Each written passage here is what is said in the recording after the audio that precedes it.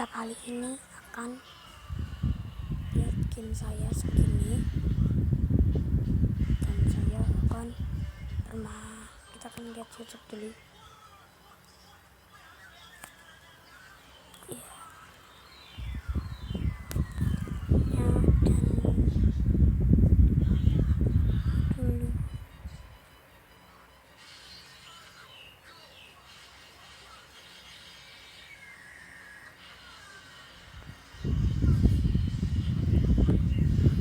Oke, kita akan lihat membuat sisi terang.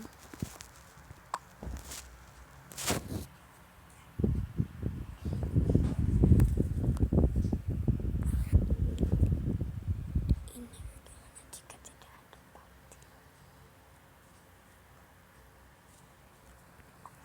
Oke, ini teman-teman.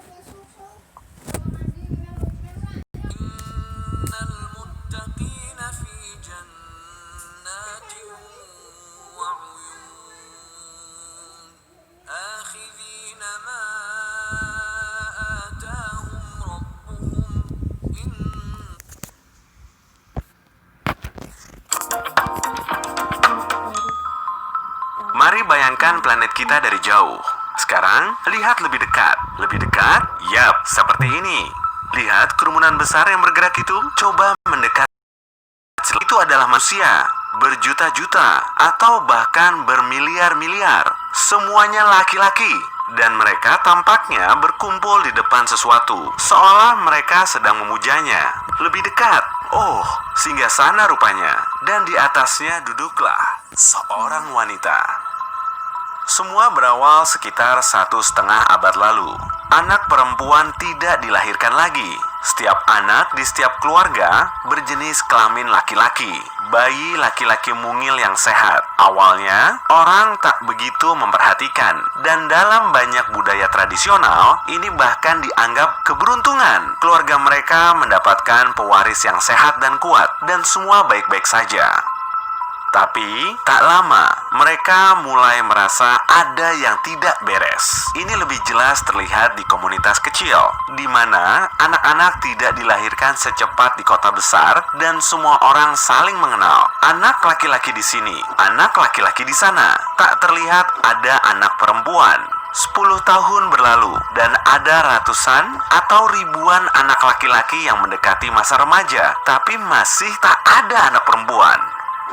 Tentu saja ada anak perempuan di sekolah yang usianya 11 tahun ke atas. Jadi, belum banyak yang mengkhawatirkan demografis saat itu. Lagi pula, 1 tahun takkan banyak saat anak-anak tumbuh lebih besar. Perbedaan sedikit umur bukanlah masalah dalam hubungan. Bagaimanapun, masih terlalu dini untuk membahas itu. Tapi banyak TK lebih kesulitan. Di sana tak ada anak perempuan sama sekali. TK menjadi tak lebih seperti asrama putra. Dan anak-anak itu bahkan tak tahu apa itu anak perempuan. Sebab mereka belum pernah melihat satu pun anak perempuan seumur hidup mereka yang baru sebentar itu. Para guru kebingungan, tapi mereka tak bisa berbuat apa-apa. Bagaimanapun, ini alamiah. Tahun berganti tahun, dan semua anak sekolah sudah tumbuh menjadi remaja. Banyak pemuda menjalin hubungan atau bahkan menikahi perempuan yang satu sekolah dengan mereka. Sebagiannya tetap membujang, dan seterusnya. Hidup kurang lebih tampak normal. Tapi berbeda halnya dengan sekolah-sekolah modern. Sekolah-sekolah ini menghadapi situasi yang sama seperti TK-TK sebelumnya, dan masih belum bisa mengatasinya. Tak dimanapun, bahkan di satu kelas pun, ada siswa dari 2 jenis kelamin. Hanya ada anak laki-laki yang pengetahuan soal wanitanya hanya sebatas dari bu guru mereka. TV, radio, dan internet mulai membuat berita soal masalah ini. Dan segera diketahui bahwa hal yang sama terjadi di seluruh dunia. Tak seorang pun melahirkan bayi perempuan selama bertahun-tahun. Komunitas ilmiah bergerak, dan para pemikir terbaik dari semua bidang ilmu mulai mencari cara untuk mengembalikan angka kelahiran perempuan. Tapi selama bertahun-tahun berikutnya, mereka tak bisa melakukan apapun. Misteri tetap tak terpecahkan.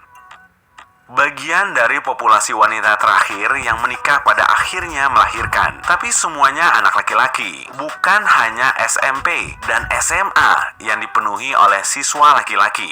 Begitu juga perguruan tinggi. Tumbuhlah sebuah generasi yang belum pernah melihat seorang wanita yang sebaya dengan mereka. Dan itu menyebabkan banyak masalah.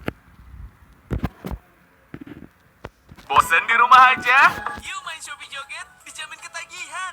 Caranya, buka aplikasi Shopee dan klik Shopee. Salah. Secara alamiah, anak laki-laki memang mudah naik pitam dan konflik terjadi setiap hari. Jika anak-anak kecil masih bisa kendali, mereka berkumpul bersama di pesta-pesta dan perkumpulan, mencari tempat mereka di dunia dan berkelahi melawan kelompok lain. Mereka tumbuh dewasa seraya dengan ambisi mereka. Perebutan kekuasaan antar pemuda makin merajalela. Setiap orang mencoba membuktikan dirinya berharga. Sebagian melakukannya dengan kata-kata, yang lain dengan cara yang kurang damai.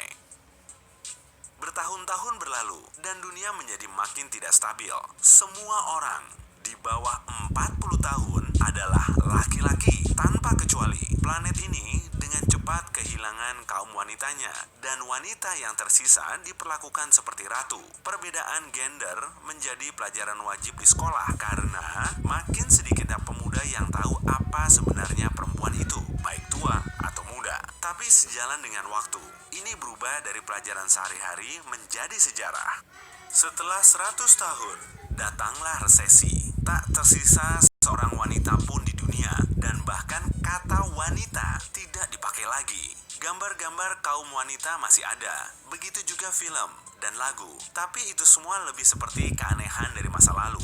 Laki-laki, baik tua maupun muda, menilainya dengan sarkasme. Itu semua sudah berlalu. Mereka harus berkonsentrasi pada masalah-masalah yang lebih mendesak. Keruntuhan demografi yang sangat luar biasa.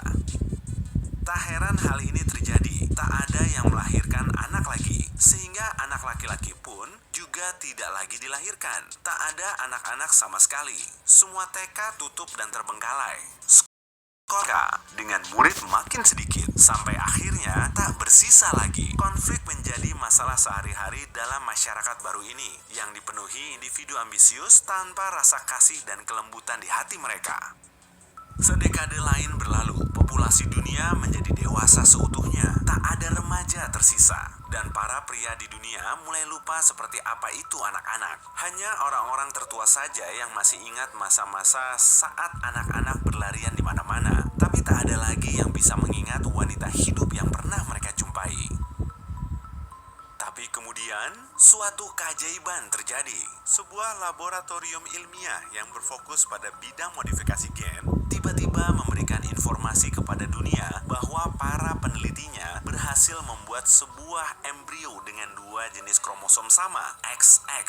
Pria punya dua jenis kromosom yang berbeda, X dan Y, sedangkan wanita memiliki dua kromosom sama. Ini artinya hanya satu. Mereka punya embrio yang belum dilahirkan, tapi tak diragukan lagi, ini adalah perempuan.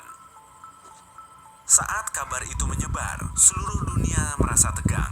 Tapi dengan segera, mereka tak antusias lagi. Sebagian menganggap ide itu sebagai omong kosong. Yang lainnya tak peduli sambil menunggu hasil lebih spesifik. Sementara yang lain masih harus berpikir. Kurang dari setahun, eksperimen genetika itu rupanya berhasil.